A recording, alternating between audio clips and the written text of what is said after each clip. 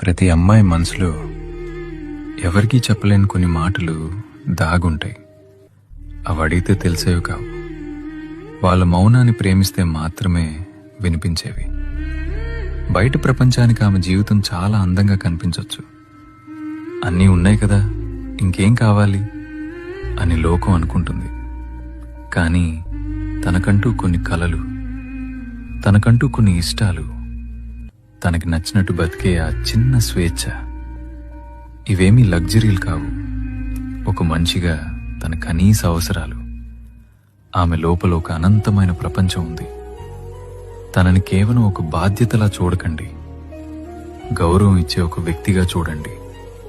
ఒక్కటి గుర్తుంచుకోండి, పంజరం బంగారానిదైనా సరే అది స్వేచ్ఛనివ్వలేదు. ఆమెకు కావలసింది కేవలం రక్షణ ఇచ్చే నీడ కాదు, తన రెక్కలు విప్పుకుని ఎగిరే